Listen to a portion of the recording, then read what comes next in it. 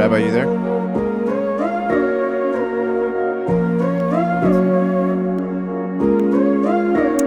there. Do you want to add a video as a source? For me to Skype or video call you on Discord? Yeah, you want to do a Discord video chat, and I can add it? Yeah, sure. All right, let's do that right now while we're live. People are coming in still, and we can set it all up. Hold on, let me invite you.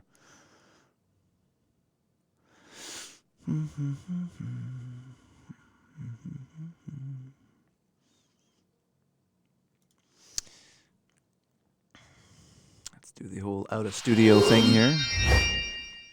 How is everybody tonight that's here so far?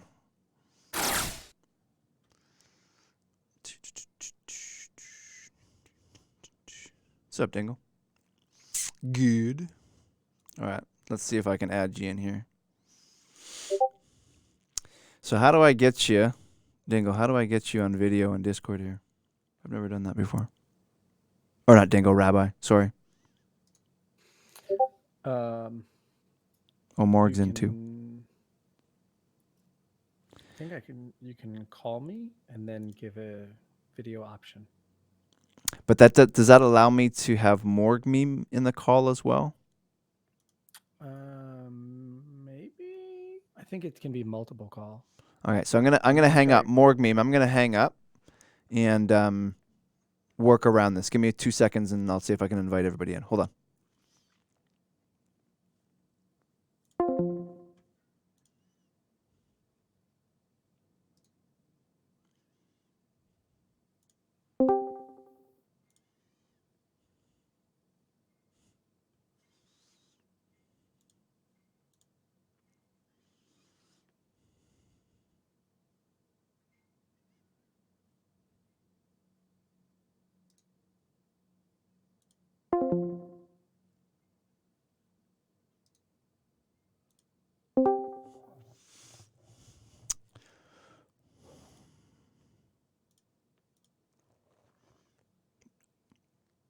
Rabbi, you there?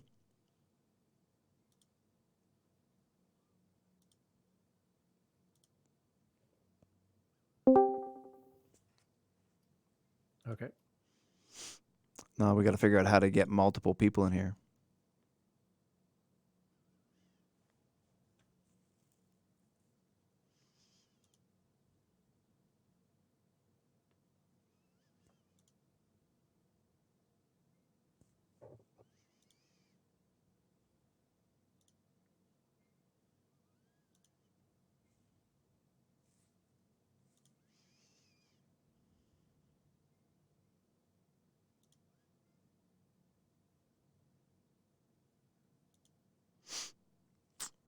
You there, Rabbi?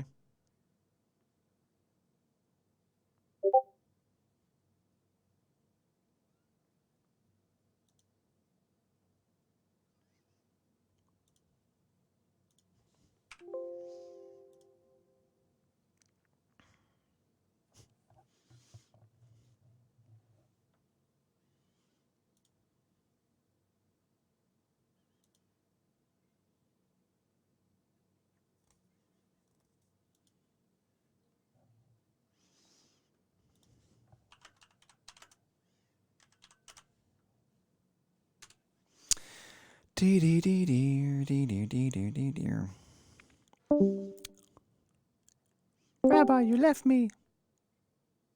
You there, Rabbi? There we go. So Morg meme's already one of my friends, so just add Morg meme. Where's my Morg meme? Morg meme.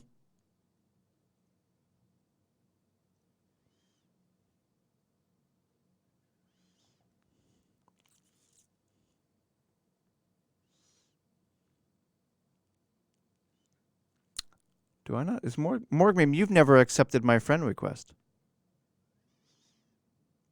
young lady. So let me do this then.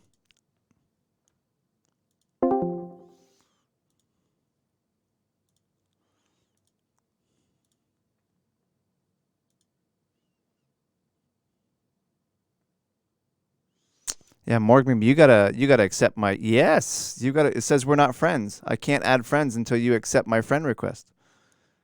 Crying out loud. There we go.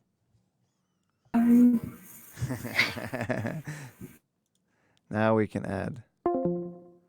So now we're all in. Wow. Rabbi, you there? Do I need to push to talk? I'm not sure if you do or not. The You fact are. that I heard can that hear. I answered- can hear you. The fact that Chat, heard can that you answered. hear? Can you hear everybody okay? So if I don't need to turn anybody up or whatever the case is. I tried to share a camera here, but it's just giving me a little doobly-doo. Okay. If I'll try and throw it up on the screen here while you figure that out. I'll add a new scene for. Let's see here. We'll call it Discord because that's easy to do. That's not what I wanted to do. That's what I wanted to do.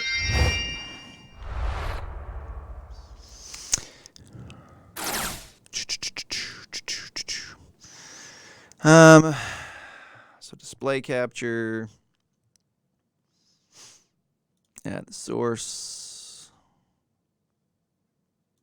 Add the source. Minimize that sucker. And we'll just do this for now. Bam. Like a glove. And Rabbi, if you ever get in there, we'll get going. So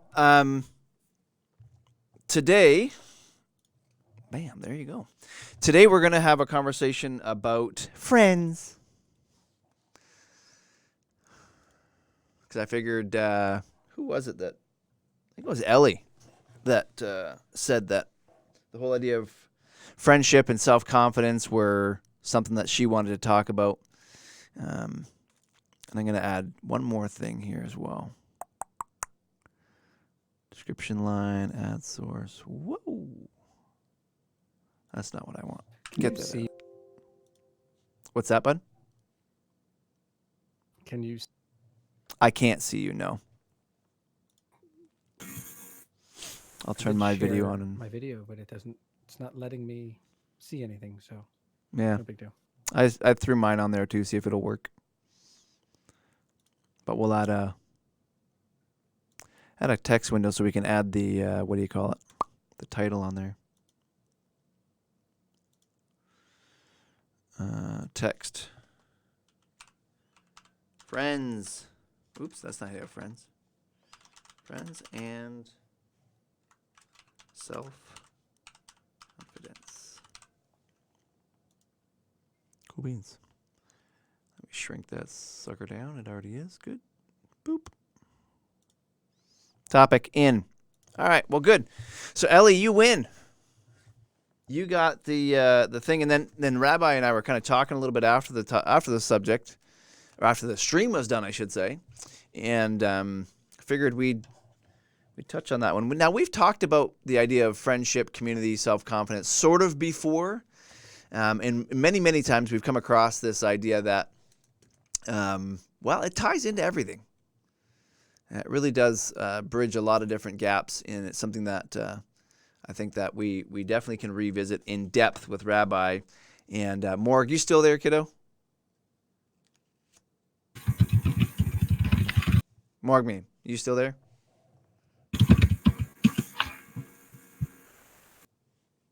Am I supposed to hear you in Discord? Well, that would be helpful. Is anybody hearing me on Discord?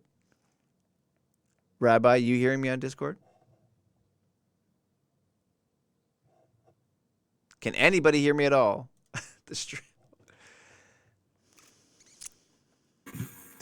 I can hear somebody typing. I just can't hear anybody talking.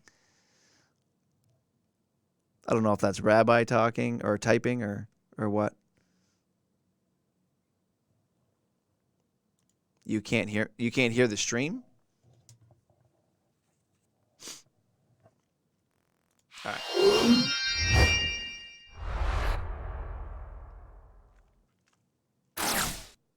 All right. Can you hear me on stream? On Twitch, that is.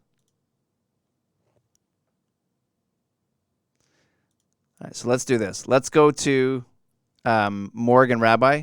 Go to the voice channel in the Risk Emerge Discord, please. Let's end the chaos and just do the basic get her done thing. Make life easy so we can get on with the stream. What's up, BTR? Otherwise, we're never going to get to stream here.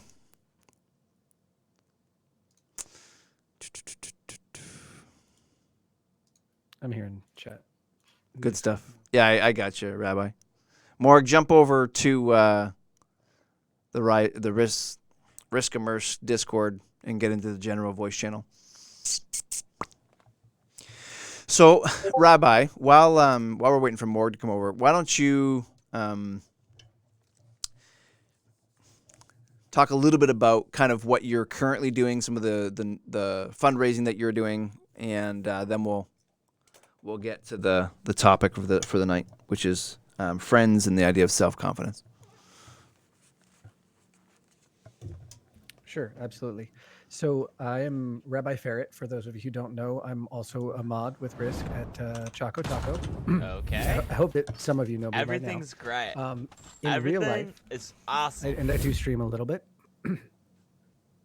In real life, I'm a development director for an early childhood education nonprofit, providing low and moderate income families with high quality infant care, preschool, before and after school programming up through middle school. So a development director, if you don't know, is the chief fundraiser. So my job every year is to raise about $750,000 a year just to keep our organizations operating. Which is the exact same I have to raise every year.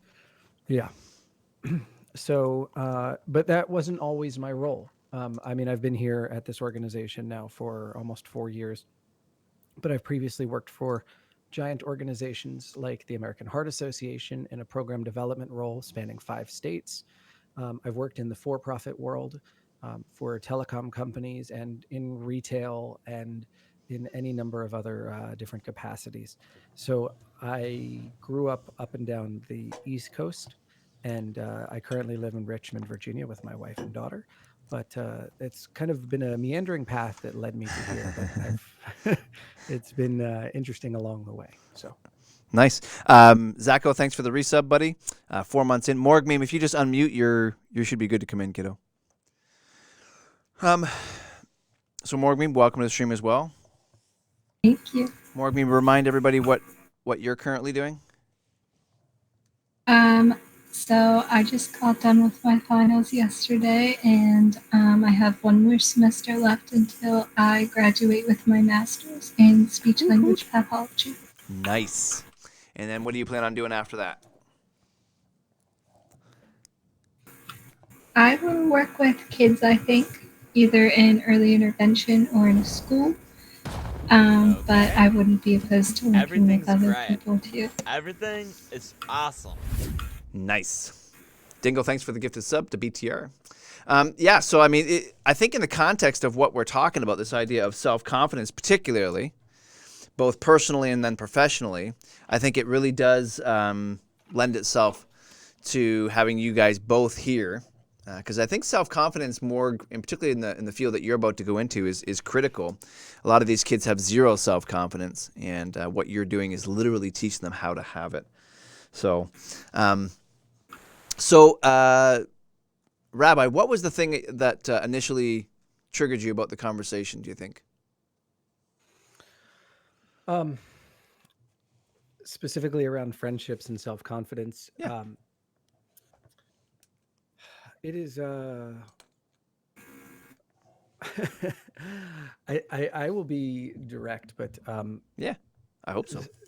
self-confidence is it is a guise. I don't want to be so direct as to call it a lie, Yeah. but it is a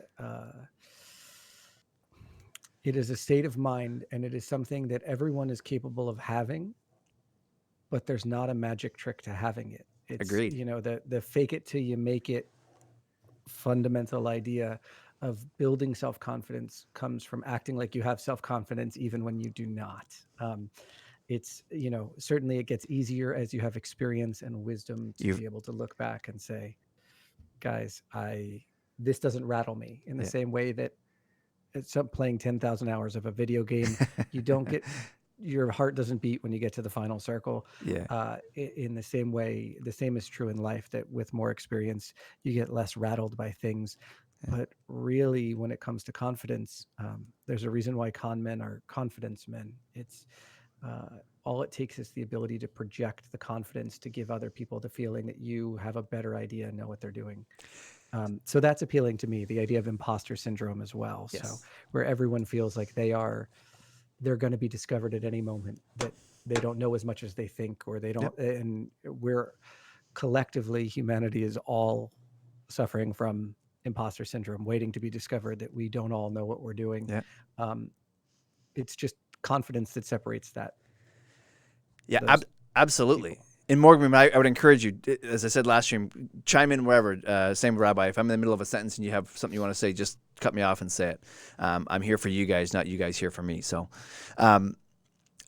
one of the things I say to people all the time, because I speak a lot. Like, I do a lot of public speaking. I'm up in front of people. I'm on several boards. So, I mean, you're put on the hot seat all the time. And people say, oh, I don't know how you do it. I couldn't do it. And what I say to people all the time, the reason why you're scared of public speaking is because you don't feel as though you've prepared. And Rabbi, you kind of said that just now, that people are afraid of being asked a question and looking stupid in front of a group of people. And so the people that can project an air of confidence and know how to answer that question, not necessarily with the answer that's being requested, or through the question that's being asked, but can deflect and say, that's a great question. This isn't the right forum. Let's get back and let's you and I have that conversation. And to not be afraid of the question, but that's that projection. And a con man, as you said, a confidence man, is really someone that knows how to deflect, right? It's like a magician. Magic works because you can deflect.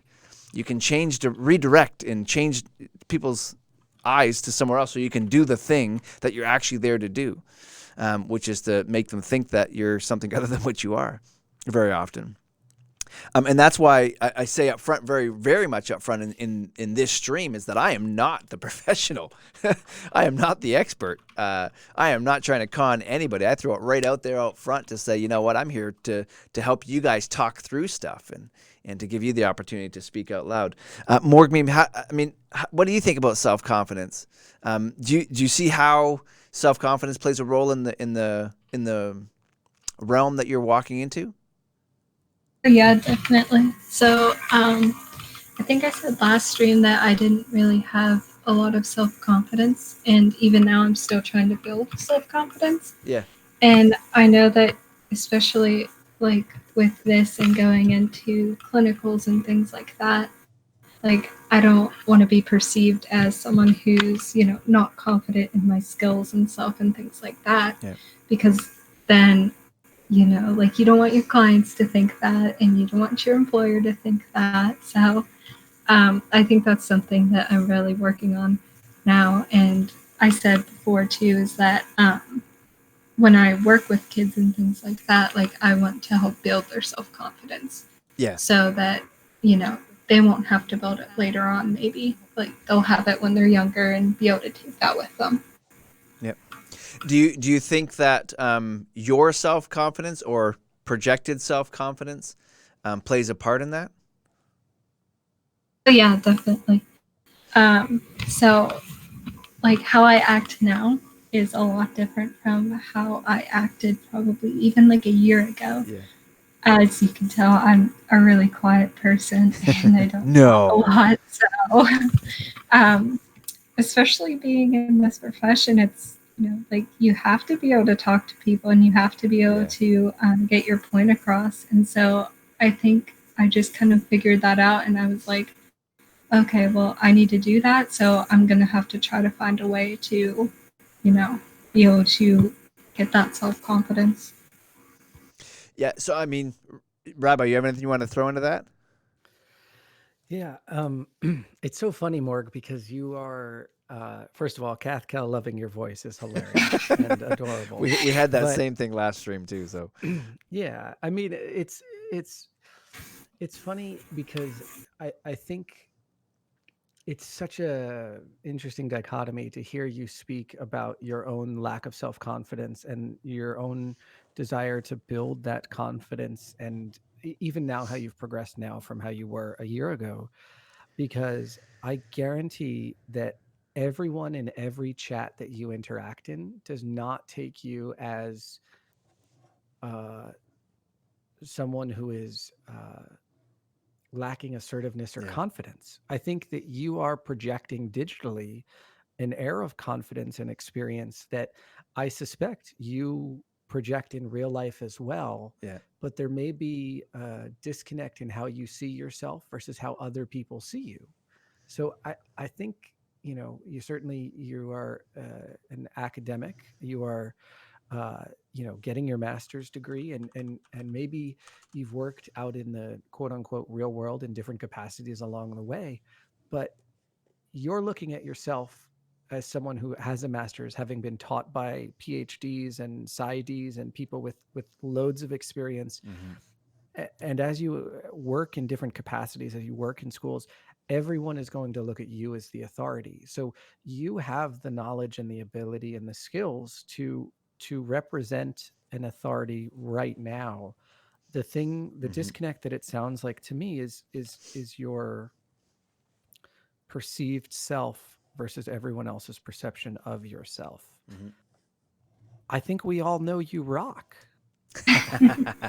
Thank you.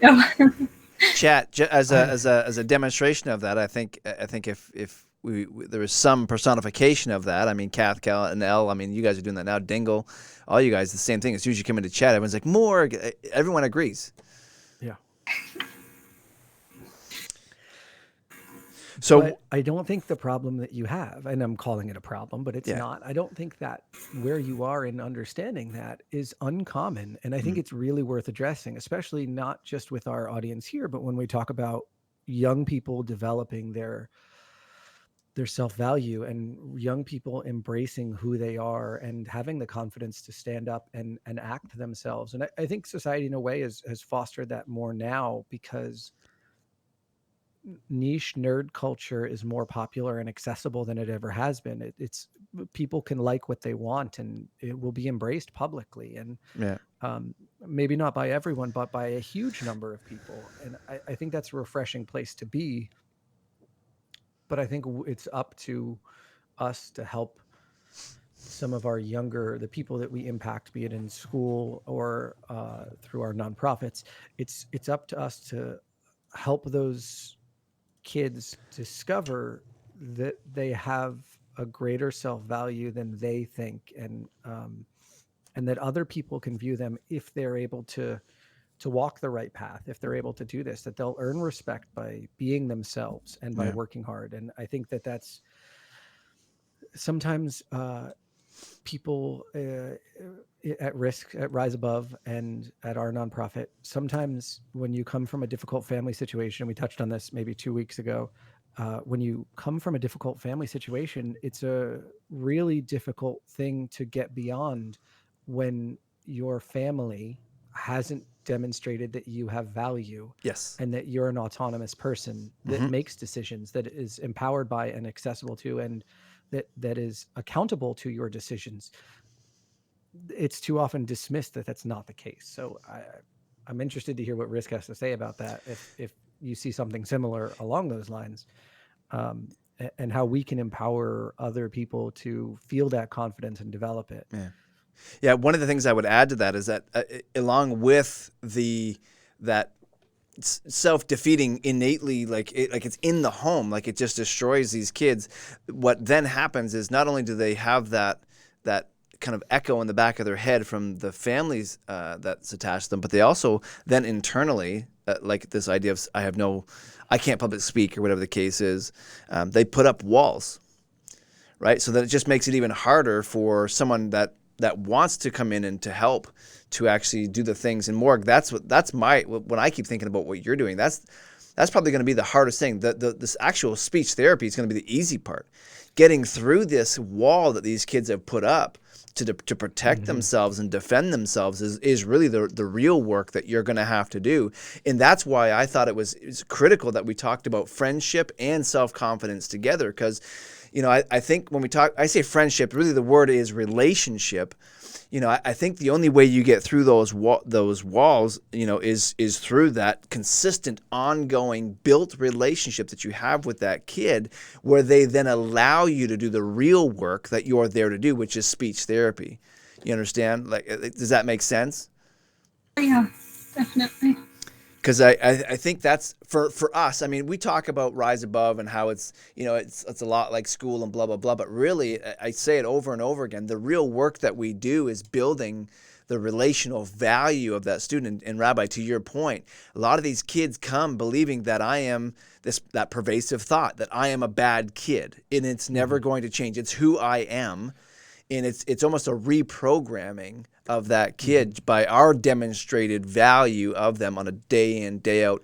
And the reality is, some kids will never get to a point where they believe that they have value, no matter how hard we try, no matter how consistently we demonstrate it.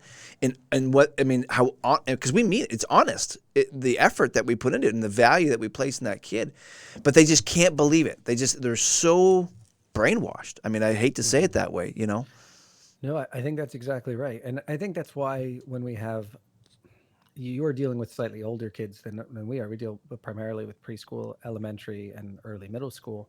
Yeah. But a lot of that foundational confidence needs to be built, because it's not, you are almost getting the kids too late by the time they're in late middle and high school and in trouble. Like, it's not too late for those kids, but to face and tackle some of those challenges of, frankly, challenged parenting and family life.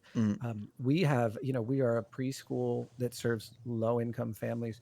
We have social workers on staff. That's not a common thing in preschools and elementary programs, is to have social workers, but that's how critical it is to early intervention into helping those kids and families. It's not just about kids learning self-confidence and building the skills they need to be successful in school and in life.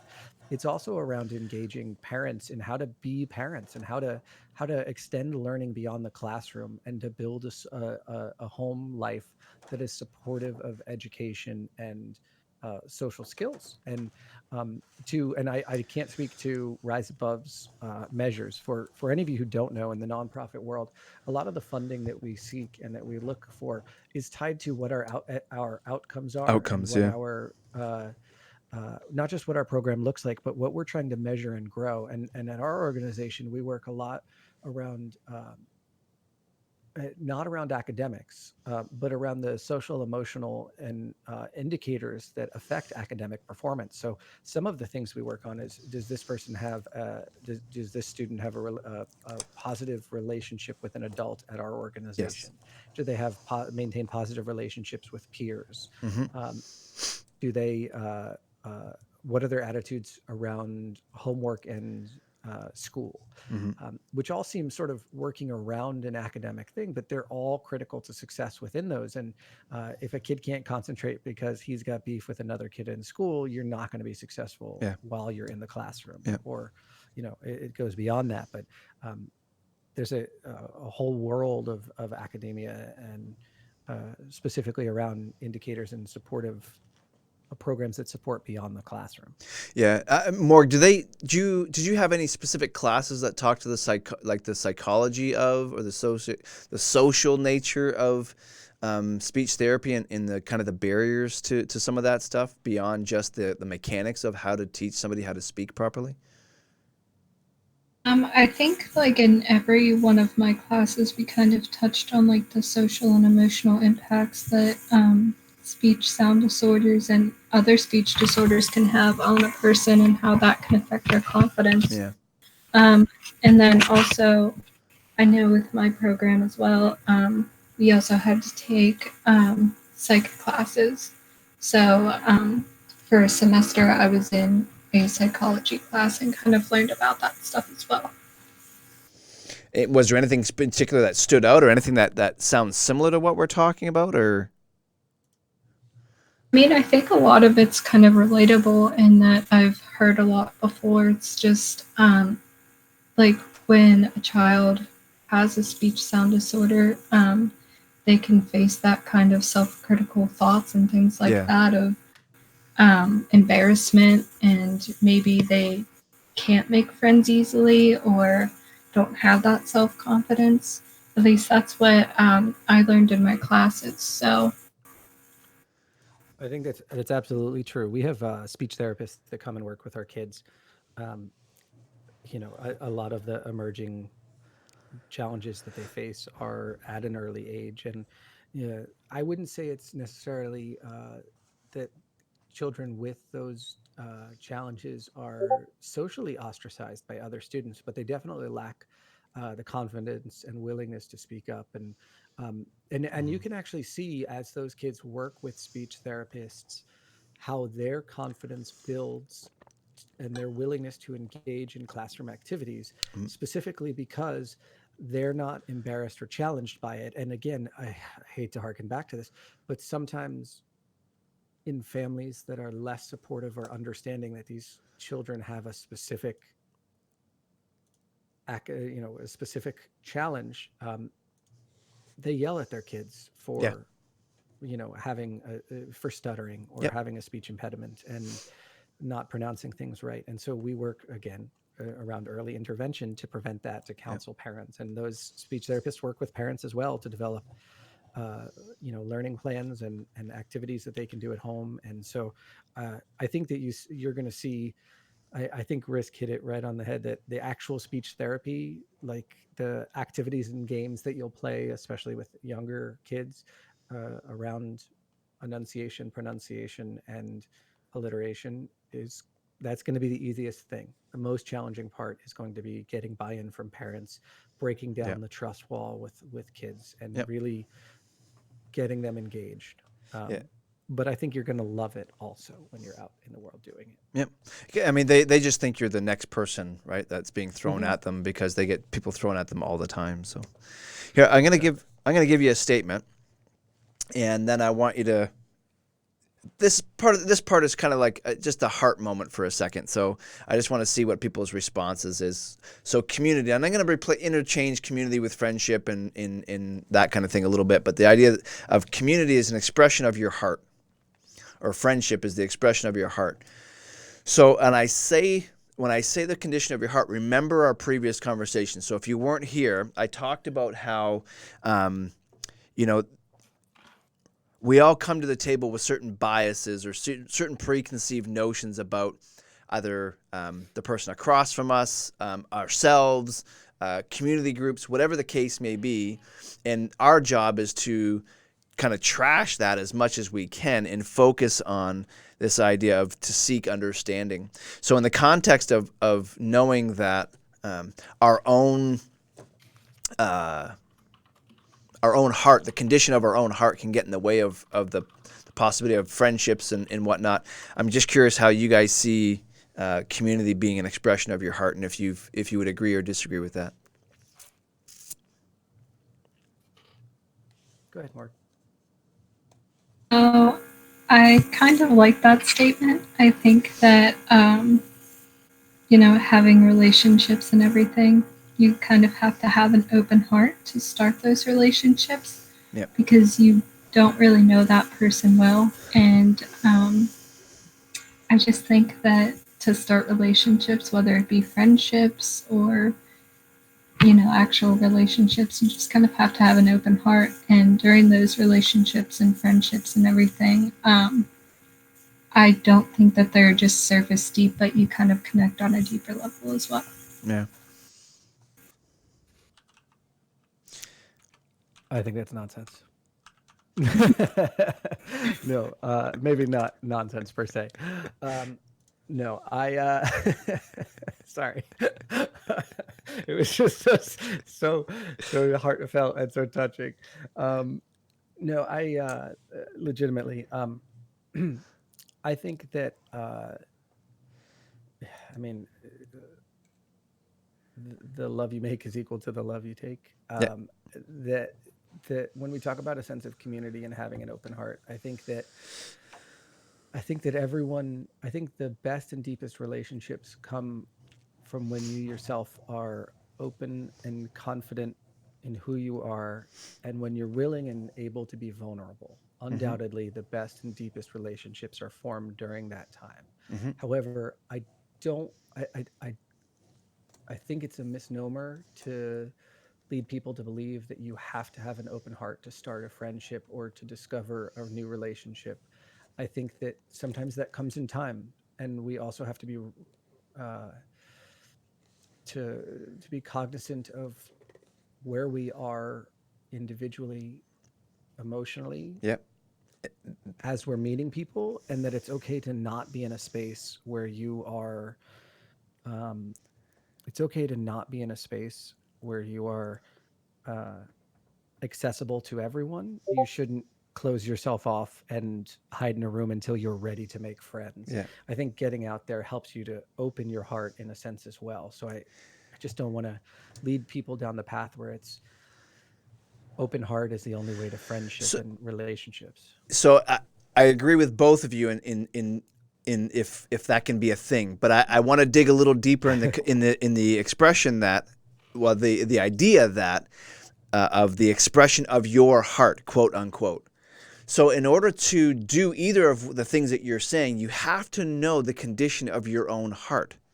You have to know that, hey, I've been hurt by men before. You know, like take my own family's existence, for example. If my wife has had bad experiences with men in the past, I have to know that my relationship is going to be affected by that. So the expressions of her heart are innately going to be tainted by her past experiences with other men, and indeed my own things that I've done to her.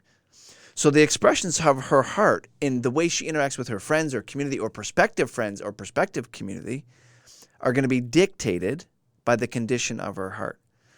So that's, for me, why both of you, I mean, and this isn't a right or wrong thing, why both of you are lending credence to this expression for me, because that's why it's not necessarily a black and white statement to me. Hashtag Rabbi's wrong. the idea that I don't think what we're saying is in opposition. I don't think agree. what we're saying. I don't think that's what Morgan and I are saying in opposition. I just have a different take on Yes. the same phrase. Yes. I mean, it's just, I undoubtedly the best and most caring relationships, and I think what you're talking about is we have to be cognizant of both our own emotional state and the people we interact with. Yes. I'm going to give Morg is really lacking confidence there, right?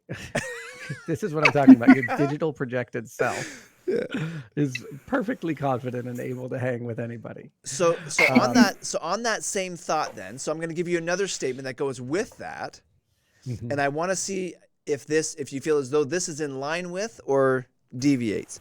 The way to restoration is through people. You cannot get to the point of restoration if you do not first focus on the people you are trying to restore. And Rabbi, I think I thought you were talking about self-restoration. It can be both, though. Here's where this is a fundamental thing that I think is different when we talk about personality, and I think this is how I explain how people process when we talk about restoration, internal self-healing. Yes. I think that there are more than two types of people in the world, but to simplify it, there are extroverts like myself who I am energized and impassioned, and I am energized by engaging with other people. That to me is what an extrovert is. It's someone who is gaining energy by social interaction. Yes, that's correct. That's how I look at it too. Yeah, my wife is the exact opposite and is an introvert. I'm an introvert. Really? Yep. That's shocking to me. But at the end of the day, when my wife is done with work and the child has gone to bed, which is where we are literally right now, she wants to sit downstairs and watch Netflix in silence. Just yesterday, she had a business trip and was back on Tuesday, and like we were sitting there and we were talking, and I was fucking exhausting her.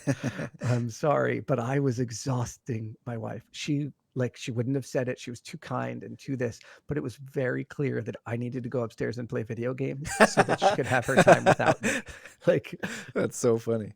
go That- away, Steve. Please in- go away. But Rabbi, you make a good point in the sense that everyone looks at me and says, "Well, Neil, you're around people. You're on all these boards. You do all these meetings, and you do all these No, things." That's the misnomer. That's where people think that Yes. if you are capable of being social and interacting with other people, then you're an extrovert. That's simply not true. It's how those interactions weigh on you personally when they're done. Did they Yes. energize you or did they exhaust you? Yes. And it's a spectrum. It's not one or the other. Yeah. But yeah, I mean, I can see that and I understand that. And I'm sorry for making you come back at night, but I appreciate you having this conversation. No, I've been dying to have this conversation literally for months. You and I have talked about this on and off forever. So I'm glad we were able to finally make it work. So I mean, the reality is, so when you talk about, so we talked about this idea of how we interact with others.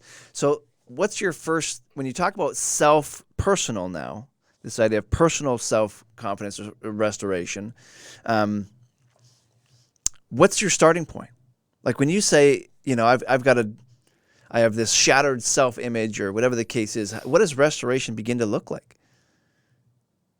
And that's going to be different for everybody.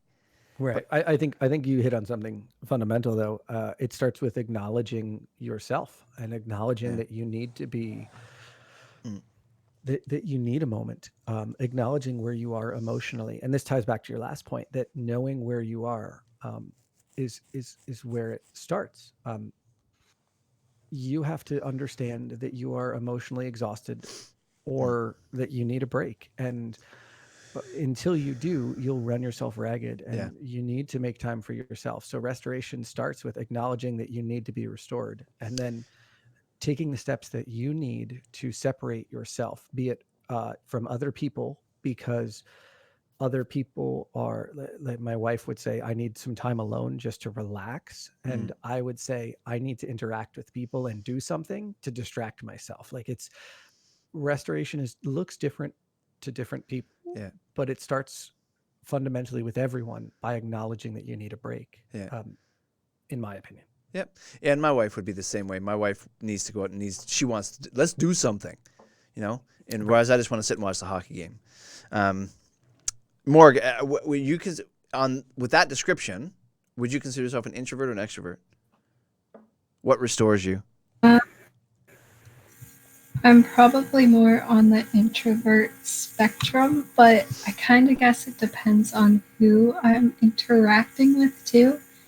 Because I know that, if I interact with my family for a prolonged period of time, I know that I need to take a break and just be by myself for a little bit.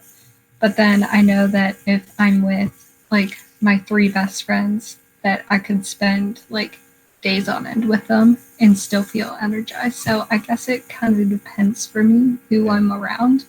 But I think in general, I know that I do need time, to myself at the end of the day. Yeah.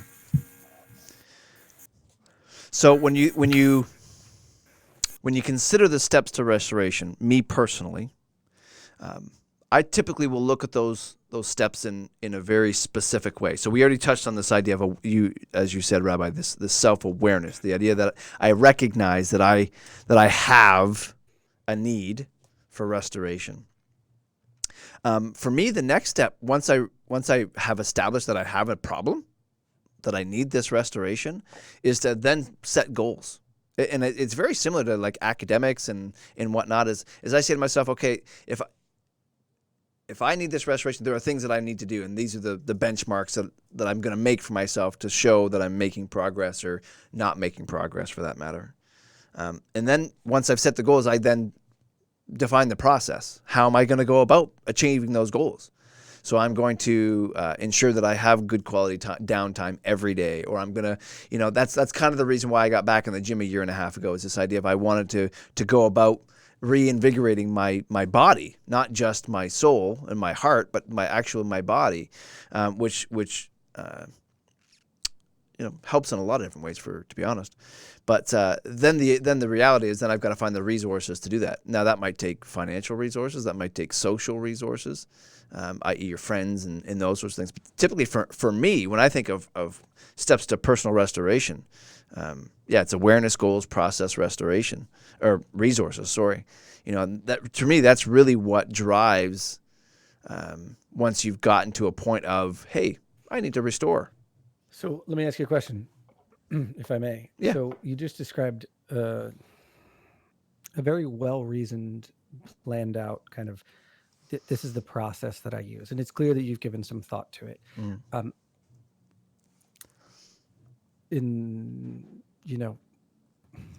To use a movie quote, there's a difference between knowing the path and walking the path. So how often do you find during this self-restorative journey, you've acknowledged it, you've kind of developed a plan, you have gathered the resources.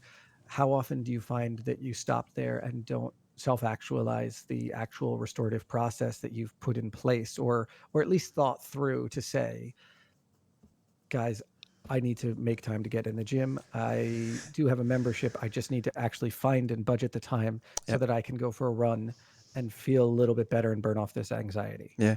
And that's where I would say, similar to what you just said, the idea of what's the difference between knowledge and wisdom, right? So knowledge is just something I know. Wisdom is something I act on, right? So this idea that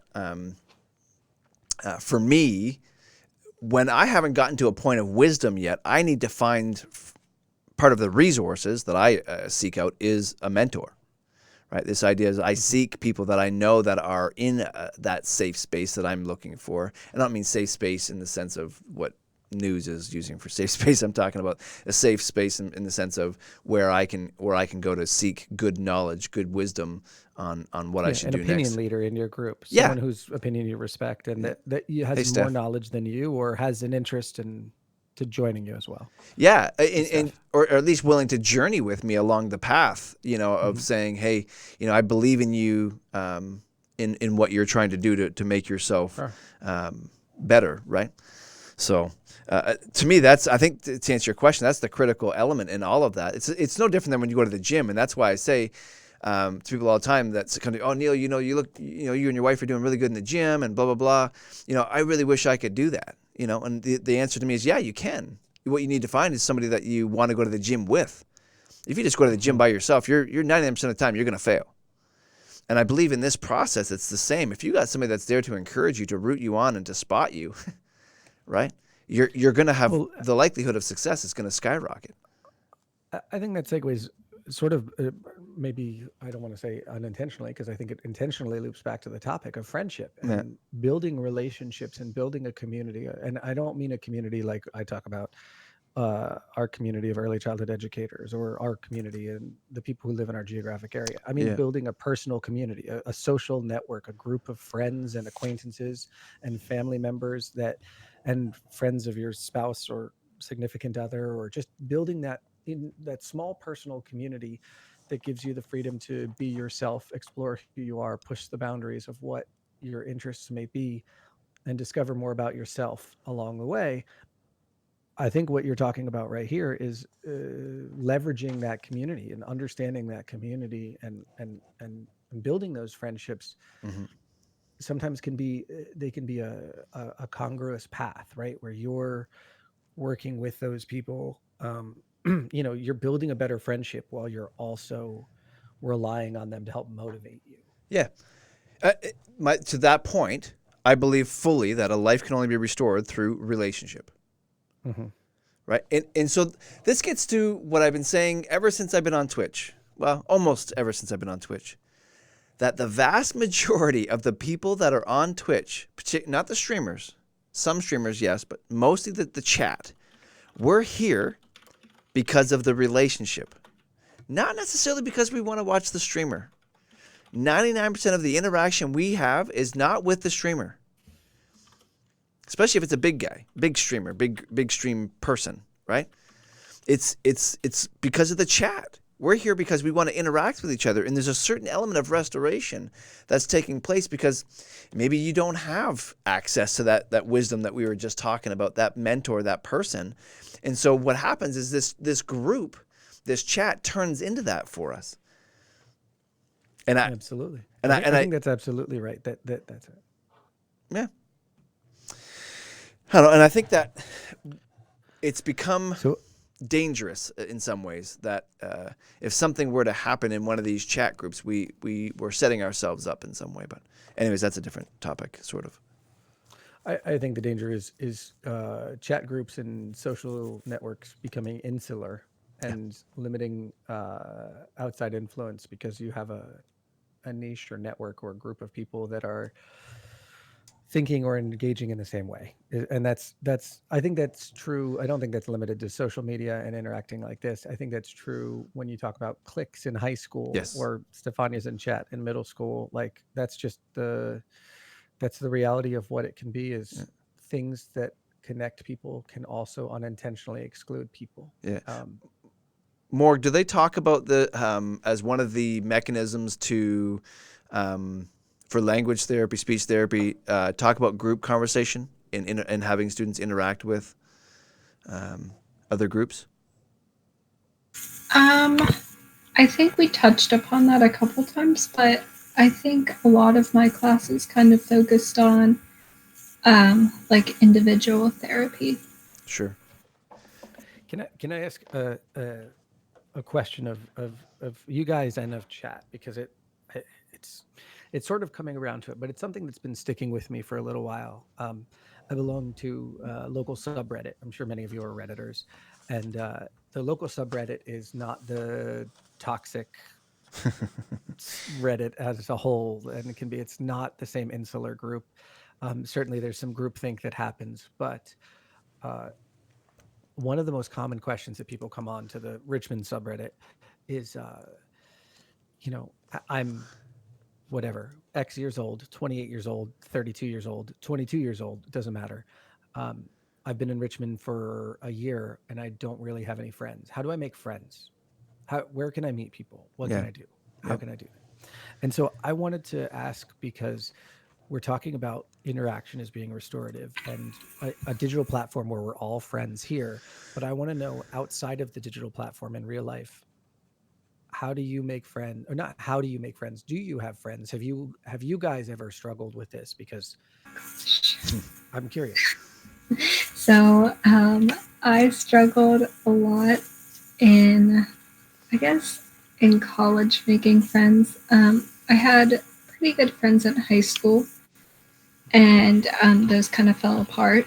And then in college, I just kind of had a little bit of trouble making friends at first, just because I wasn't really into like the party scene or anything like that. Like I'd be more happy just kind of hanging out and watching Netflix. And during my freshman year of college, that's kind of what a lot of people did want to do.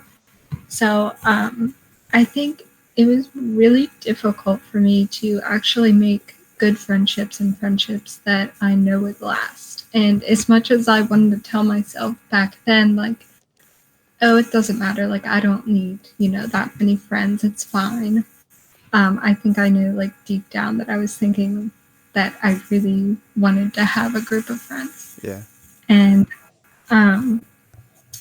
actually, the reason why I got Duke was because I was talking to my fiance before we came back up to my school. And I was like, I'm really lonely. Like, as much as I say that I don't really need friends up here and, like, it's just, like, I'll be gone in a little bit, like, I'm lonely. And I need someone there for me. Yeah. And, I got dog Duke, and that's what he was for me for, a while until I actually met my good friends that I have now. That's interesting. Thank you for sharing that. And I mean, I think what you're describing is something that we all at some point in our lives have experienced through moving or college or this or that. It's funny. I had a dog after I got out of a relationship. I brought the dog with me out of the relationship, and it was really one of the best takeaways. But it was something that to me, I think helped break down barriers, and it's interesting that you say that, and I think that what you're describing is the similar thing that I've seen on Reddit, and there's trouble for people at different age groups. I mean, when I was in college, the internet existed, but certainly Netflix and everything did not. And yeah, it's No. no video streaming was not a thing. It took like 20 minutes to load a picture, but Yes. it was it was.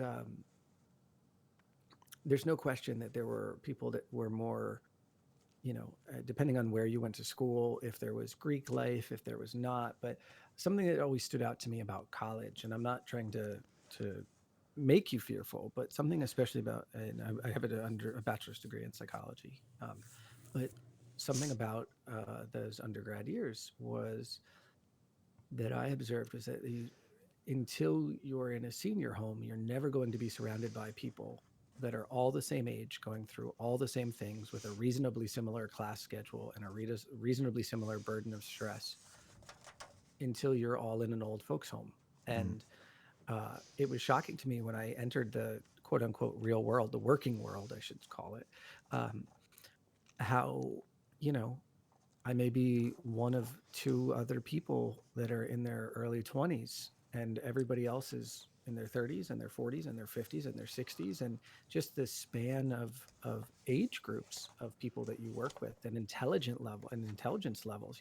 Everyone wasn't college educated, and even people that were may not have had the same education, and it weren't in the same level of classes or challenges. And it was a little bit more of a culture shock to me than I would have anticipated, because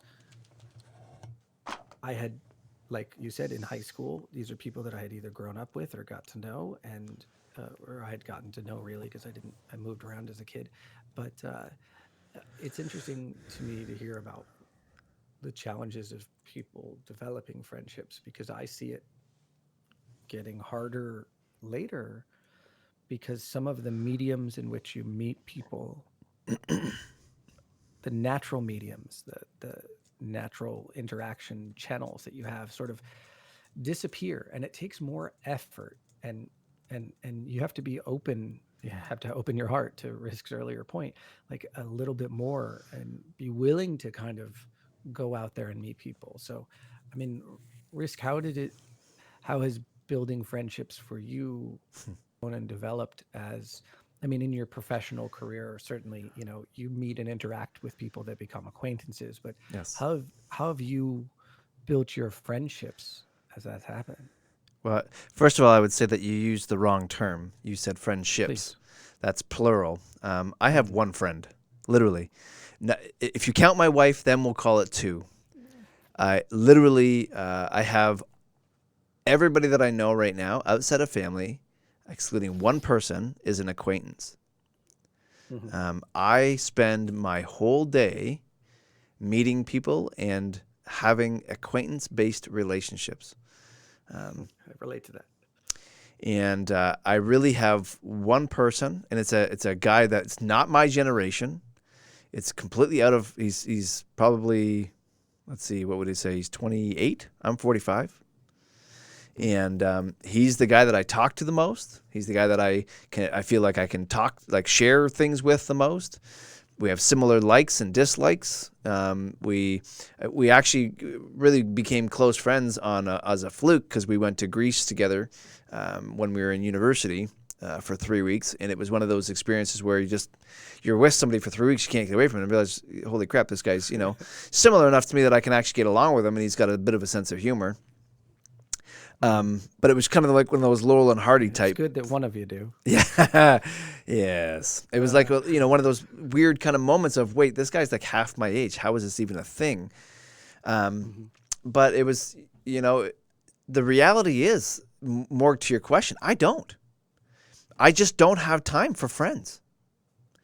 And I'd love to say that, I have all these people that, we go to their cottage and we hang out and we do these things. And the reality is, my 9 to 5 is when my the fake friend thing happens where I have all these acquaintances and we meet, we have board meetings, we have talk about Rise Above, we talk about these other organizations I'm associated with and that I'm a part of, but they don't call me when my grandma passes away, or they don't, when their kids are having a birthday, I don't get birthday cards and say, or invitations saying, hey, my kid's having a birthday, come on over. Literally, one person.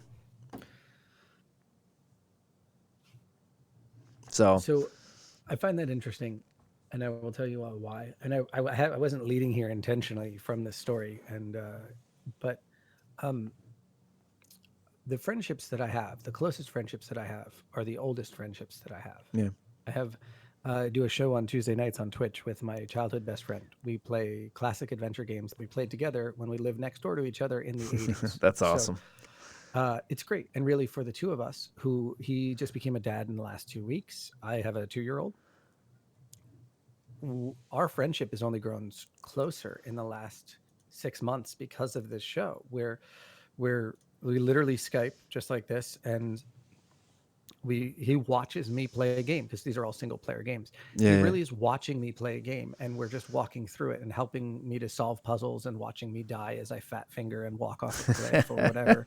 But he was my childhood best friend, and I moved away from our neighborhood and our house. I moved from New Jersey to Florida when I was 12 and a half years old.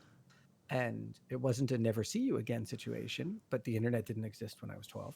yeah, And so it was, we saw each other, we took plane trips and car trips with family and did all of these things. And, we had this incredible friendship that kind of got put on hold in a way. And then I would meet the person who I would consider to be my best friend when I was in college. I transferred to a new college when I was in my junior year, and I met my best friend, and he and I were just immediately like simpatico. We were so similar. That's and cool. We had a small group of friends that were great. And then when I was 30, he died. Ooh, And from when I met him, I was 20, I guess, and 30, so a decade of our lives. We probably lived next door to each other or in the same, we became roommates after college for probably 8 of the last 12 years of his life, or 10 years of our lives. Or no, really, 8 or 9 years of the decade we knew each other. We lived together or right next door to each other. yeah. And it was devastating to me. And not only had I lost a friend, but I had moved to Virginia, where I live now, in the last year of that. And so I had no friends. I moved to a place with a girl. The girl and I promptly broke up. And so the only friends I had were the immediate friends that were shared with this girl who, frankly, I wanted nothing to do with. Yeah. And my friends from college were all far away. And my best friend died. Jesus, my family was not close to me. And I was in a place where the person with whom I had shared so much of my life and so much of my thought train was now removed. And I had just started dating my wife, my now wife at the time. And God, what a testament to how incredible she is, that she would put up with emotionally devastated Steve. Yeah. And when we talk about friendship and we talk about opening your heart, we talk about building friendships as you're older, right around this time that he died, something changed in me. And it wasn't just the loss of my friend, because I could talk for a long time about that. Sure. But, it was the end of that bad relationship that I moved away from and had no friends. It was my friend passing away, 9 months later. All of that came into being and manifested in an interesting way, is that I found my confidence, which is a strange way to come around. But I realized my own self-value by being in a relationship that didn't value me. My girlfriend with whom I lived and my best friend, my girlfriend hated my best friend. Not didn't hate him, but hated the attention that I gave to him and Yeah, took yeah, away yeah. from her. Yeah. And I would go and we'd play video games. This is something very relatable to so many of you, I think. I would come up and I would play video games, and I'd play on Xbox and or PC, and we'd chat like we're chatting right now, and we wouldn't talk about the game at all. We talk about life and friendship and work and all of these things, and it was incredible to be so engaged in that. Um, and my girlfriend was jealous of that and hated me in video games and was resentful of the relationship I had with this guy. And it was like ludicrous in Yeah. hindsight, but of course Yeah, I yeah. didn't see it at the time because I'm in the forest, can't see the trees. Uh-huh. And then their relationship ends, and I find myself alone. And oh my God, I can be the person I want to be. Oh my God, there's nothing wrong with this. I have a good paying job. I have an apartment. I have a reasonable amount of intelligence. I have a network of friends that may not be close but are accessible thanks to the internet. Yeah. And now I'm coming around and I realize, wait a minute, my time is worth more. My interest, I need to find someone who values me and understands that I am who I am. But it took me realizing I am who I am and not being valued by other people to come to that conclusion.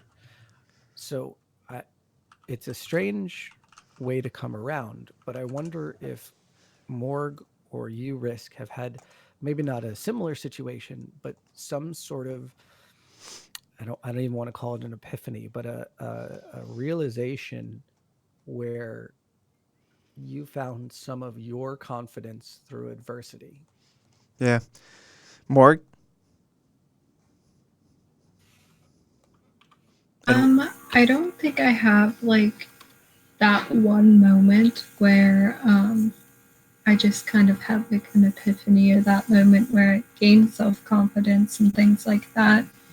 It was more of like a slower process for me. I think like after I did get Duke and everything, and he was like, my only friend for a while, I started gaining like confidence like little by little. And that led to me actually, talking more to people in my classes.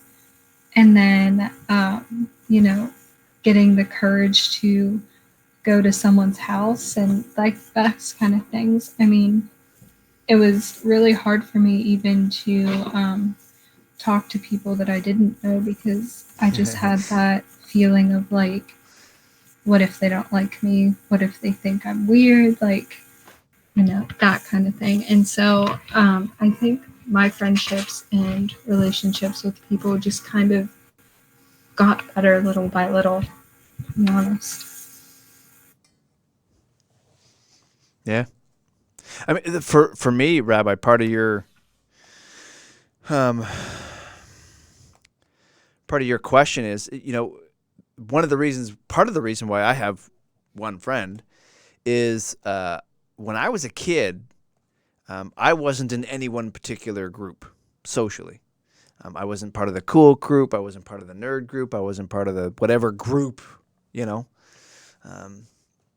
wasn't until I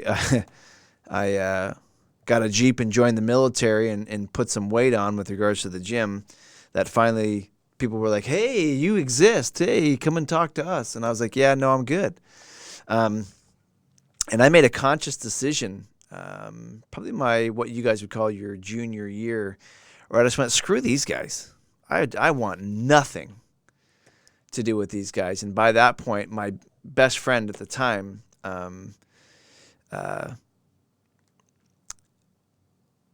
didn't go to our school anymore. He moved out of town, and so I had a safe space to go to be with, kind of hang with him, but not deal with all the crap from my school. So, Diablo, thanks for the raid of 4, buddy. I appreciate you. Welcome everybody who came from Diablo stream. But so for me, when I was done school, I intentionally picked my colleges to get the heck out of Dodge. I was not staying in town. I was like, I am leaving these people. And, people talk about those reunions, school reunions. I'm like, yep, that'll never happen.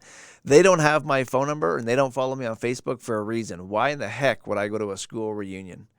You know what I mean? What, just to show off and say, hey, I'm better than you, or you're better than me, or like, we're not friends. So what am I going to say to you, besides what I already say to strangers that I see on the street through the acquaintances that I have currently. So the tragedy of my upbringing and kind of the brokenness of my past is really, I talked about these walls that kids put up, and our job is to kind of break through those relationally. My walls were really high, super, super, super high when I was a kid. So I made it a difficult go for anybody to really get through and to be friends. And then it just translated into my norm. So, but yeah, great question in the sense of how we got there, Morgan, and kind of the deep dive with Rabbi on all that. But anything you want to say about anything else you want to say about self-confidence or self-love? How about that? That was another word that I think Ellie threw out last time, was this idea of self-love. I think that also kind of ties in with like the self-confidence. I think that to have self-confidence, you have to like who you are. I mean, There was a point where I didn't like who I was, and I think that kind of really took a toll on my self-confidence. And like, I'm still learning to love who I am and my personality, and I might not be the same as everyone, but that's okay too. Yeah. I think the self-love thing for me is really hard. I still struggle with it. I'll be honest. I don't know that I am the person yet that I think I should be, and so I struggle with the whole idea of I am very confident, or as you were, the fake it till you make it, Rabbi, that this idea that I project well. People very often will, and I just interviewed someone today and had this very conversation at the end, because it came out through the interview process that had been in the military before and blah, blah, blah. And she actually said in the interview, wow, your military really shows in the sense that I guess I projected a super air of confidence in rigidity to her. When in my mind, I'm thinking, man, if you only knew, I'm actually like the easiest going guy on the planet. Like, but I get into a mode in those situations, and I just, sometimes it's that it's self-confidence can be a misnomer for self-love, where people can think that you are good with yourself because you have an air of self-confidence. I don't know if that makes sense. No, I think it makes perfect sense. Here's what I'll say. I don't think that self-confidence is limited to self-love, but I think it is contingent on self-awareness and maybe a sense of identity.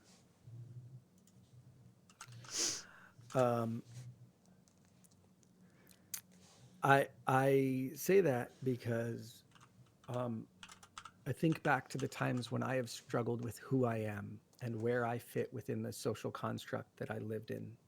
I moved around as a kid. I mentioned that earlier. Genuinely. I lived somewhere till I was in New Jersey until I was 12 and a half. And then I moved to inner city Tampa, Florida. So I went from like rich white suburbia in New Jersey to inner city Tampa, Florida public schools, and then to rural Virginia. And I mean 25 miles from a town that was called Berryville. I mean, with a name like Berryville, it's got to have like. Yeah. If you've ever seen Andy Griffith, I mean, okay, if Risk, you've seen Andy Griffith, but I don't know about anyone in chat. If you haven't, It's like a one streetlight town. Yeah, One streetlight town, and that's it. It's I graduated with 135 kids. I graduated 100 out of 135. So, folks, intelligence does not equal grades. I'm sorry to say that. I agree. Thank you for saying that. Yeah. Hey, Here's what not all look this like comes Barney. around to is in moving all of those times, I really struggled with my identity and I had no confidence. I was so afraid to talk to girls. I was so afraid to talk to people. And at some point, those broke down. Some of it was experience, some of it was life. No, not at all. I just didn't have the academic success that I desperately needed. I didn't. I got into college on my SAT scores. That's all. I didn't get a master's degree, Morg. Thanks for tuning in. What I'm saying is, when you develop a sense of identity of who Thanks for the you follow. are, and sometimes that's through a bad relationship, like I described earlier. Sometimes that's through moving around and realizing that you don't fit in with any clique, or sometimes it's having someone finally come up to you after you've changed some part of yourself, like Yeah. going and lifting, and then all of a sudden a group wants you to be a part of them, and you're like, I don't want to be a part of any group that would have me. I'm not coming up with that quote. That's a Ben Franklin Yeah. quote. But that's just not what I'm interested in. I don't want to define my identity by the groups with whom I belong to and with whom I may identify. And back when I was a kid and when Risk was a kid, things like nerd was a derogatory term, like dorks and dweebs and nerds, and liking comic books and superheroes and video games. These were not mainstream things. These were reasons to be ostracized and kept aside. And sometimes you found that lonesome nerd that liked the same things. And just through that one relationship, you had a friendship and could relate to someone. And hopefully over time that blossomed and your social circle grew. But when you move as a kid, it's not allowed to happen. It doesn't grow organically like that. And so you're forced to build these relationships in an interesting way. And you're forced to grow and develop a sense of identity. And sometimes it takes a really long time to embrace that identity. It's not even necessarily, I don't want to say it's not about love, but just accepting who you are. That's a lot of the wonderful folks in the LGBT community that are struggling with their identity and knowing who they are. It's so little about sex and so more about understanding who they are as a person and who they're developing into. It's incredible that those folks struggle. It's tragic, but the struggle is very similar to everything that everyone goes through, regardless of their sexuality, because identity is an incredibly challenging thing to grasp and wrap your head around. And so it's really something that we, that confidence stems, I think, from your ability. And when I said at the start of the show that you can fake it till you make it, what I really mean is that other people don't know when you're actually confident versus when you're insecure. They don't know if you love yourself or what your identity may be. It's up to you to be able to project that going forward. It's up to you to be able to do that. And no one is going to know the inside. The imposter syndrome that I talked about, where everyone thinks that they're about to be discovered for not knowing enough, or how did I get this job, or how am I dating above my level, or how is this working this way? I'm going to be discovered. All of that comes from self-doubt that no one else can see but you. So when I say fake it until you make it, what I mean to say is act confident even if you're not. And in time, with experience and comfort, you will gain confidence that you've really had all along and that no one ever doubted except you. So I say that just because I want anyone watching that struggles with these things to recognize you all have the potential within you to project confidence and to become the people you want to be, even if you're not that person right now. And I find it hard to believe that anyone is 100% great with who they are right now. Yeah. We all have ways that we can self-improve. So with that statement, and Morgan, this is another thing for you, and I'm curious to see if this has ever come up in any of your conversations with your studies, is the one thing that's missing with that comment, Rabbi, is a sense of urgency. Nobody realizes this needs to happen now. Nobody thinks this needs to happen now. There's no and I do want to go back because someone in your chat said something that he has. Than he said he has the mentality that if I can't love myself, then I'm not in the position to love others. I want to come back to that statement. Don't let that get away from us. Athan wants to join us too. He actually just mentioned if we have space and opportunity for someone to jump in. Yeah, there's still if he can get in my Discord, he can jump in the general. It's an open chat. There's no password needed, so tell him to jump in. The real thing that we have to overcome, and Morgan, I'm curious to see if you thought about how you're going to create this sense of urgency, because this is the thing. One of the hardest things for us to do with the populations we serve, and honestly, it's going to be your population too, is there's no like, okay, what's the big deal? I'll do it later. I don't have to get good grades. I don't have to do the thing because, the idea there is, Thanos, you should be able to jump right in there, bud. You're unmuted and whatnot. You should be able to chat. But the reality is they don't think they need to do it today. They don't realize that the longer you wait, the harder it is to actually make the transition once you decide, okay, today's the day. Yeah, and I think I completely understand that because for my whole time growing up, I've had a very kind of disjointed childhood where I had a bunch of people telling me I was worth this and then a couple people telling me it was okay. Yeah. And then I kind of finally realized that, like, if I want to become a better person, it's all on me and it's my responsibility. And it doesn't, I came to the realization after a while that it doesn't really matter what people tell you. It's kind of just what you have to figure out on your own. Yeah. And I think through realizing that, I have a better quality of life, even though I'm still not 100%. It's more just finally understanding that and going forward with it. Yeah. Yeah. And I think, Pickle, I'm going to come back to your comment for a second, so don't run away on me.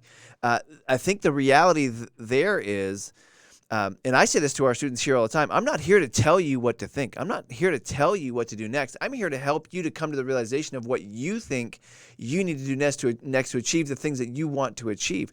I'm not here to tell you. I'm here to make it possible. Right? And I think that's when I read your statement, this idea that, that if I can't love myself, I can't love others. You've got to come to that realization on your own. And that's why, you take Rise Above as an example. We don't allow people to mandate students into our program. In other words, courts, schools, parents can't say, Johnny, Susie, Rabbi, Steve, you can't be in, you got to be in the Rise Above program. Well, no, that's not the case. It has to be a decision that the student and I make, or a student in Nick, who you guys have seen on stream, make when we come into the interview. You have to sit there and you have to consciously decide, today is the day I'm going to do something different. And if a student doesn't do that, all they got to do the moment it gets hard, because the issue is, this is hard. This is not easy. And if a student is forced, or somebody is forced into that position to love somebody where they are not ready, the moment it gets hard, all they say is, screw you, I didn't want this anyways. And they run away. I want to touch on that because I think Than and you have just hit on something incredibly important, but I don't want to dominate, and I've already You're been fine. doing that. But You're fine. I want to hear from Morg also, but a long time ago in a galaxy far, far away, I worked in sales. And by the way, I still work in sales, because if you think fundraising is not sales, you're out of your mind. You're out of your mind, exactly. Oh, it's 110% sales. Yeah. So what I'm telling you all now is that during sales, something came up that it was a sales training that I was at. We're talking about motivation and where motivation comes from, and management. How can you motivate people and what can you do? And the idea was very simply put that there's no such thing as external motivation. there can be incentives, there can be opportunities, there can be punishments or a removal, right? In psychology, you've got positive and negative punishment, positive and negative Reinforcement, removal, right? yeah. Enforcement, reinforcement, right? So you can incentivize or de-incentivize behavior, but all motivation must essentially come from Internal. Internally. Yep. And there's no difference when it comes to parents, or to, when Than talks about what does this mean, I had people telling me these terrible things, that I was worthless and that I wasn't going to amount to anything. And then I had a few Oh my people that gosh. believed in me. Like, first of all, it's devastating to hear that, but I also recognize that's the reality that a lot of people face. Yeah. And the fact is that, one, I obviously only know you socially, but I'm proud of you for having that self-realization. I'm proud of you for recognizing that you need to do it, and not simply recognizing and stopping there or feeling bad for yourself. You found the motivation internally to push beyond that and become the person you are today. Are you a whole person? Are you 100%? No. And anyone who tells you that they are 100% Is lying. a confidence man. Like that's where we get con man from. That's the lie that they're telling you. No one is 100%. I am supremely confident in who I am. I am very proud of the person I've become. I'm proud of the work that I do and the family that I'm raising. Yeah. But I have doubts constantly. Yeah. And anyone who tells you otherwise is selling you something. Like, that's just the truth. So I want Than to feel proud of the work that you've done in becoming the person you are, and that you continue to do to be the better person. But I want everyone to recognize that the motivation that you need is already within you. And to Risk's point, which I think was fantastic, is that there's no reason to wait until tomorrow. There's a sense of urgency is now, because the gains that you make by being positively engaged are, I'm confident in building that, and having self-value and recognizing who you are as a person only grows exponentially day by day, right? You don't go to the gym one day and you work out and all of a sudden you're ripped, immersed, right? It took years of dedication. It took time and small gains. But the first day of going to the gym was the most important day, because it's the first day of many. Yeah. And the same thing is true of confidence and experience. You have to, have to take the first step and be confident. Just, I hate to say fake it till you make it, but it's just, I can show you guys at the gym that fake it every day. Trust me. You're talking about those fake weights that look like real weights, but they're not. They're called CrossFitters. I'm not even going to go there anymore. I just got a bunch of people haters. Supremely average at other things, and somehow you feel you're morally superior. Yeah. So Pickle made a statement. He says he's met a bunch of CEOs that are so introverted that they actually are extroversive in appearance. This idea that, because I read that night, Pickle, I hear it's me. That is me. I am so overtly introverted that when I am at school or out in public, that's why everyone thinks I'm an extrovert.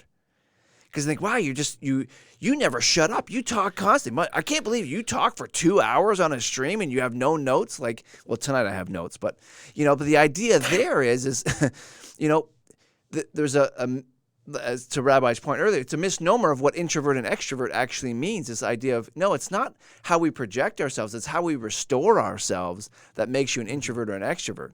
And I'm an introvert in the sense that I love to sit in my little 12 by 12 quiet space, and you'll actually, in my new stream in the new year, see that space. That's where I regenerate, that's where I restore myself, in to Pickle's other point here that he makes later on, this whole idea of talking about the gym. Pickle, I do go to the gym, buddy, every day, and I will fight you. So, but if I could touch on that point Rabbi made before. Yeah. Oh, sorry, I didn't mean to cut you off. No, you're fine. I was just making fun of Pickle. So I've had a lot of setbacks in my life. From the age of 13, I started dislocating my legs. So I've had to relearn how to walk. And Like, hang on, like through- intentionally or? Oh no, I found out later that I was born with a disability that kind of emerges right when you hit puberty. Yeah. My kneecaps are very shallow. The grooves for the kneecaps are very shallow, and my kneecaps are turned and lifted, so they Gotcha. have a propensity to just slide out of place and dislocate. Doesn't matter what I'm doing; they'll just be like, "No, I'm just not gonna work." That was probably a really crappy thing to discover all of a sudden. Oh yeah, I was just running, then all of a sudden, I'm just on the floor. Yep, not a fun thing. Yeah. And so I've had to relearn how to walk a couple of times from that and dealing with people at school. And then I put on 80 pounds of weight. And this was back when I was about 5 inches shorter. So I was about 200 pounds and 5 feet tall while still being disabled. And then after a while, I'm like, okay, I'm just going to do this. I cut out all added sugar from my diet. I lost the 80 pounds and then I got a growth spurt. So I was 5'5", still disabled, but I could at least walk.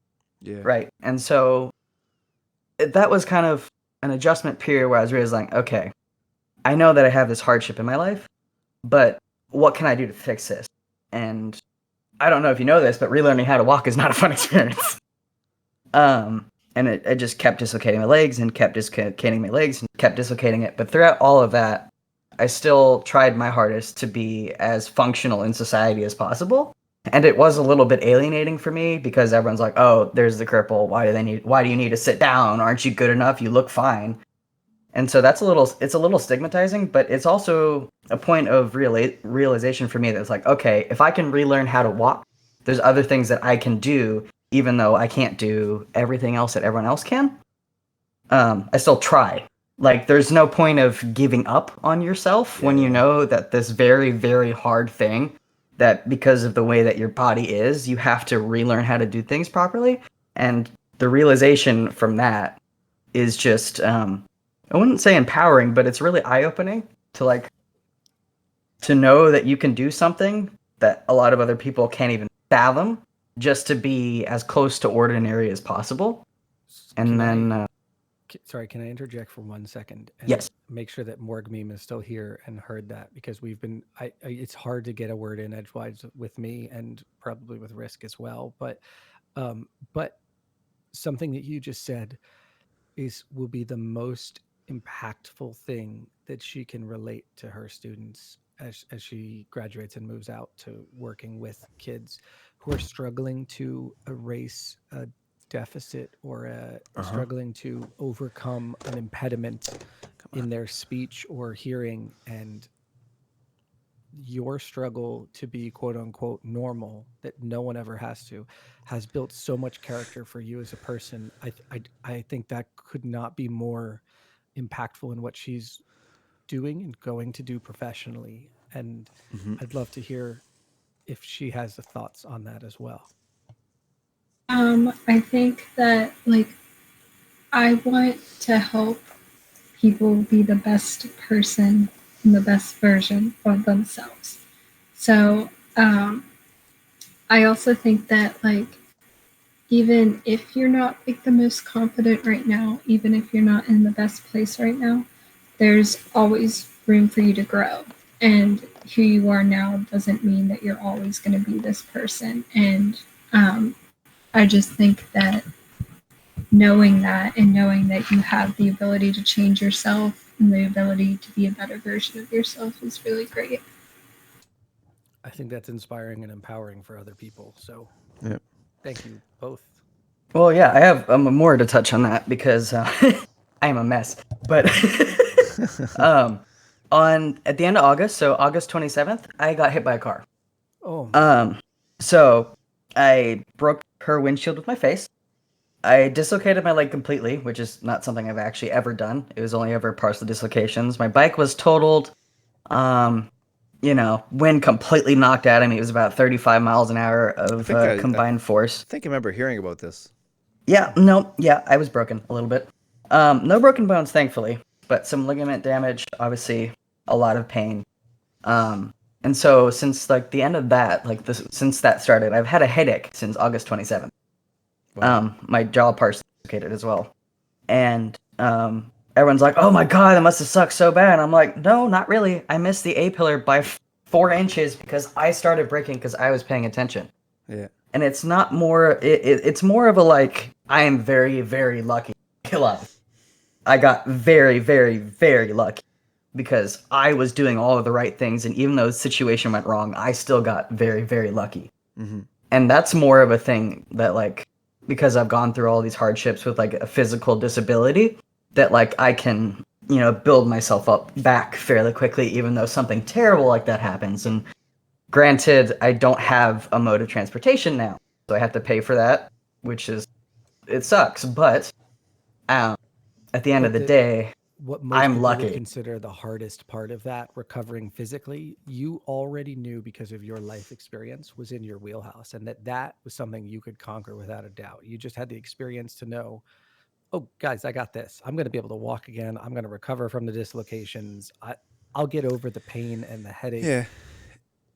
Like that's incredible. And I would add to that. I mean, personality. That's a bit of a personality trait too, though, right?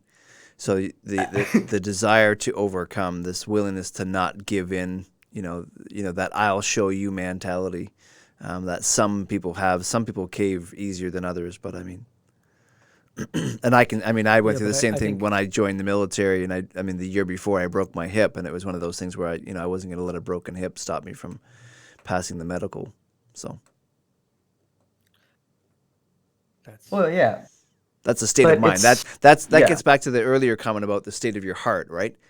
But it's not a taught thing. It's something you have to come to the realization yourself. Yeah, oh, yeah. Otherwise, that expectation, you will fail every time because you don't have the backing emotionally, and I guess in a kind of spiritual way, physically, to like take control of, what you want to do in a timely fashion. If that makes sense. Yeah. So for Morg Meme, so we're talking about this idea of personalization, this idea that you have to make it your own, you have to decide, blah blah blah, all those types of comments. So one of the things that I had to flip through a bunch of my old notes here to find the phrase that I wrote down, but it's the idea that let's not just institutionalize what we know needs to be personalized. So you can't walk into a room and just say, right? You have to do this stuff, or whatever the case is. And is that like in the vein of like interpersonal relationships, or Just everything. or just everything in general? Oh, okay. Yeah, it's definitely it's an everything type statement. Fair enough. I just don't think that if you go at somebody and slam a textbook across their head, that they're just naturally going to go, oh, that's how you do it. Okay, that makes sense to me. I mean, they have to, like as you said, you have to internalize that. It has to be a personal conscious personal decision to say, today I am going to do this differently.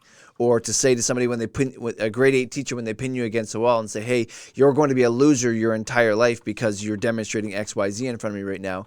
It's something internal inside of you where you say, I can say the steps that I'm going to take, but the reality is I have to consciously decide inside of me, yeah, I'll show you. It doesn't just happen. You have to actually convince yourself of it. That idea, I can say tomorrow I'm going to get up and put my shoes on and go to work, but if I don't actually have the internal fortitude to do that emotionally, it's just not going to happen, no matter how much I know how to do it.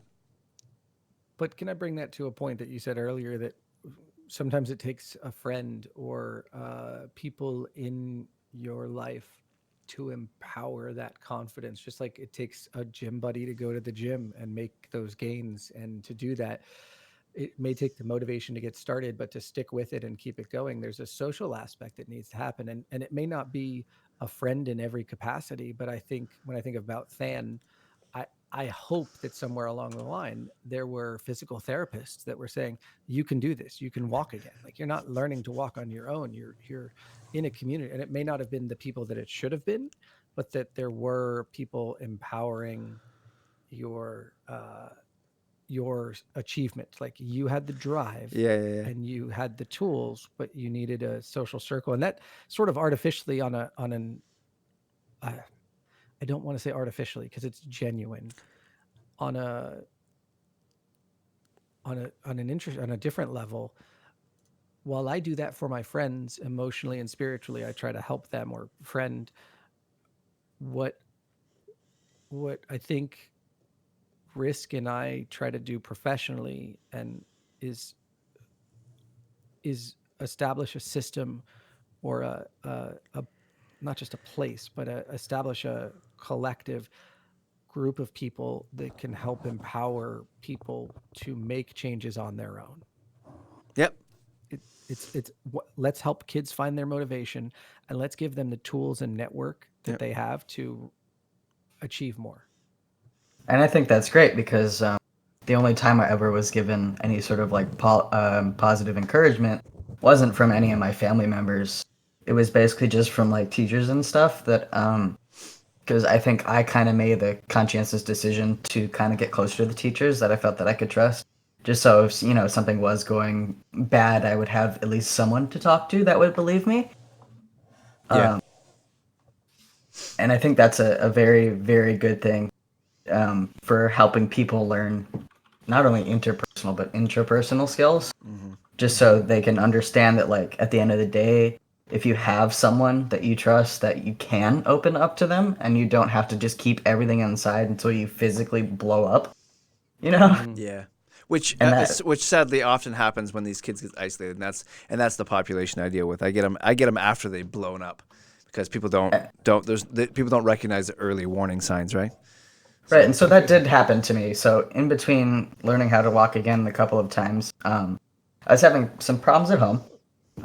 And so instead of the people at school, like the administrators and whatnot, figuring out that my dad was actually the majority of the problem, they sent me to Texas into a place that was like kind of like a mix between the worst school you've ever been to and a juvenile detention center. And so I spent 2 years there completely isolated from everyone else because I was just here like, I just don't like my dad and I had problems with him. I don't know why I'm here. And so like that was another kind of eye-opening thing that was showing, hey, it's not really me. I mean, I have a couple of issues where like getting mad because that's just the way that like I have a physical response because of the way that I was treated. Yeah. But then just like kind of seeing that and then kind of figuring out like, oh, it's not me. It's just my family. And then just kind of working through that. That's one of the other reasons why like I'm a bit better with like everything now, even though I have a lot of hardships in my life. Yeah, and I think that's part of the problem that we have with a lot of our kids is they take all that stuff and they internalize it, and it just manifests in some pretty horrible ways. So, Oh, I definitely did. yeah. But Rabbi Morg, anything you guys want to add to that before I shift gears on us? I just think it's really awesome that you kind of have that self-awareness and that you're willing to talk with us about that kind of stuff, because I know it can be really difficult to do. It was a lot of kind of self-reflection over a lot of time when I was struggling that kind of just opened me to the ability to talk to other people like that, because I was kind of fairly isolated as a kid, kind of sheltered. So it was more of just a really, really hard effort of like slowly kind of like chiseling out the bricks to allow people in. Yeah, and that Definitely. goes back more to something I've talked about several times on stream, particularly with parents, but just in general, I think it's helpful. We all need to be ready to tell our story. From a faith standpoint, some might say it's your testimony, but the idea there is you got to be ready to tell your story, so that kids know that you're real, that you're not some fake, puppet that just gets up and does the things that you've got to do every day, and bad things never happen to you or whatever the case is. And when people understand that that you have had misfortune in the past, that your parents are XYZ, like you guys have heard a lot of my story and you understand where I'm coming from. The kids here respond to me because they know that, that I can relate to a lot of things that are happening. So I think more that one of the challenges we've all got is this idea of being able to relate and not institutionalize everything. I do know there's, like I said, from a HIPAA standpoint, you've got to be careful, certain lines you can't cross, but you definitely can let them in to your world a little bit, right? Yeah, I mean, I think that's fundamentally what this is about. I mean, the show is being able to connect stories, and you never know what other people will relate to. You know, I shared a couple stories today. Morg has shared some stories. Than came in and shared some stories. You've shared some stories. Everyone may not latch onto everything we're saying, but if there's one thing that connects people to something we've said and it brings meaning to them or a closer relationship between us and them, then that's positive momentum in the right direction. Amen. Good stuff. Well, solid.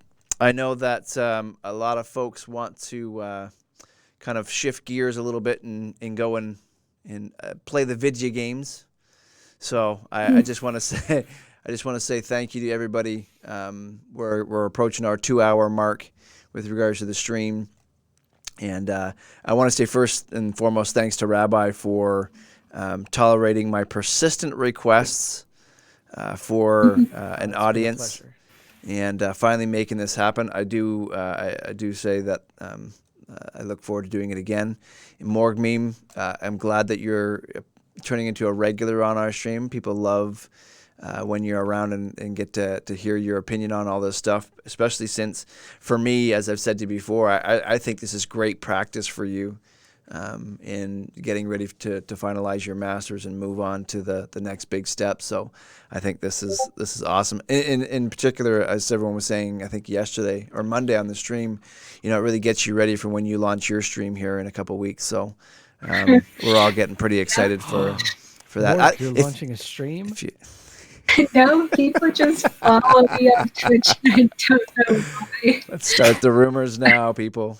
Morg is going to stream Yeah, in the thanks. year. Also, can we just say that I didn't know Rabbi's real name was Steve, and this has come as a big shock to me. Why? Like, I didn't think your name was Rabbi Ferret, but I just didn't know your name was Steve. Well, I'd hope not. It's a very popular name. I don't know. Yeah. No, I think if Morg streams, I think there's going to be a lot of really upset streamers out there because they're going to lose subs to Morg immediately. And then there's going to be a lot of people that are going to become really unproductive really fast. So, but no, I just want to say thanks to everybody. Thanks to everyone that showed up in chat, and everybody that has been harassing Rabbi in his chat. I know Pickle has been over there constantly making... Frederick is not a good name for him. Leave him alone. Steve works perfect. Gee whiz, Pickle. Man, what kind of a rapping name is Steve? Oh my gosh. Well, again, guys, Flight of the Concords. Yeah, I appreciate all the input. I love how this conversation doesn't just carry forward on Mondays, but it carries forward into the other places that you guys see each other come and go. And again, I point to the fact that, very often I get whispers and other comments on the side, and even some of the text messages that a few of you guys do occasionally. I just appreciate your willingness to continue to engage the process, to continually help me get better. Because Morg, I'm doing the same thing. Every time I stream, that's exactly what I'm doing, is trying to get better, to learn, and to challenge my thought process. Again, this is not textbook information I give. This is stuff that, I run through in my mind as I work with these kids, and I see and live every day. And I'm just thankful that guys like Rabbi come into my chat and kick me in the virtual face and say, "No, you got to rethink that. You're not saying it right." It's a real help. I hope to me. I hope I'm not disturbing in that way. I hope that Never. One of the things, I think words and definitions are important, but I want to participate and make sure that we're all rising above the level we currently are and being the best version of ourselves. I like that. I like that work in. That was a great work in there, Rabbi. I appreciate that, buddy. Yeah, I mean, just also because I am a fundraiser, let me say that you can also, all of you, go to riseabovejxn.org and make a donation via PayPal to support RISC and this incredible organization that serves the children of Jackson County. And not just supporting RISC, you're supporting all the kids that he takes in. In fact, you're really not supporting him at all. No, the truth. He's doing it for a reason. And if you think that, think that we work in the Everything's nonprofit great. world for Everything money, is awesome. you're out of your mind. Absolutely. I left we a real are- job to do this, remember? Yeah, so did I. And let me tell you, that's not the world that we live Okay. in. So Everything's great. I am telling you all this Everything because is I awesome. just donated, and I hope that you all will do the same. It doesn't have to be through bits. Yeah. You can go to that website and donate there via PayPal. So thank you guys for supporting Rise Above and Risk's venture into serving his community. Yeah. And Uncle Jim, thank you for gifting the 2 subs on Rabbi's kind of prompting there. Rabbi, thank you. That was uncalled for, but I accept. And in Pickle, just for the record, that everything is great. Everything is awesome. I can pull that up for you. I forget where it came from, but it was early on. And I asked you, and you gave me permission. I have a text message that proves it. Yeah, I stole your voice, buddy, and it's great. And so again, I just want to say thanks to everyone that showed up tonight, and I look forward to seeing you. So real quick, Monday stream is not going to be a normal stream in the sense of, it's not going to be Nick and myself or just me talking about, whatever. It's going to be a video game stream. And when I say video game stream, it's not necessarily me going to be playing a video game. There's a friend of mine that is coming in. His name is Jamin. He is a gamer. He's also a pastor friend of mine. And he actually started a nerd church. And what he does is he gets together, and his church is a video game church. It's here in town, and he's part of the organization that I'm a part of. And he's going to come in and talk about, because he's also a producer. He makes these videos, and we're going to show a couple of his videos. They're hilarious. And then we're going to talk a lot about video games and get into some of the old school stuff, the new school stuff, and kind of how he's using it to integrate into the faith conversation. It's a very interesting topic. The faith side of it's going to be the very tail end of the conversation. So for those of you who are not interested in the faith side of things, it will be there'll be a lot of content way before that, so don't worry about it. He is also a radio guy. So he has you got to come just for this. He has the consummate radio voice. So if you tune into the stream, shut your monitor off and just listen. He has that perfect radio pitch voice. It's amazing. So thanks again to everyone that showed up tonight. Thanks to those who subbed and followed. I see Sly Fox followed while we were chatting there, and I don't know that I gave him a shout out. Dangle for the gifted sub, and we had a bunch of new follows while we were offline as well. So thanks to all you guys, and Uncle Jim for the gifted subs. Rabbi, Than, Morg, you guys are awesome, and I thank you guys for being a part of the conversation today. Morgan, I love how you're becoming a real part of this conversation on a regular basis, and I look forward to keeping that going. So anything you guys want to say before we take off? No, just thank you for having us. Yeah. Yep. I just want to say thanks. And I mean, I was on here once, and then you were like, "Are you gonna come to my stream?" And of You're course coming I'll back. come back on. You're committed. Didn't really give me a choice. It's but the yes. implicit contract you signed verbally by saying yes one time. Well, thanks, guys and girls, for spending the night with me. It's not often I get to do a night stream, and I'm glad we were able to make the exception to get Rabbi in here and to have the conversation with everybody. So, And I appreciate you accommodating my terrible schedule. no problem at all. Everyone have a great night. I'll see you guys all tomorrow. And Pickle, buddy, everything is great. Everything is awesome. Have a great night, everybody. Ciao for now.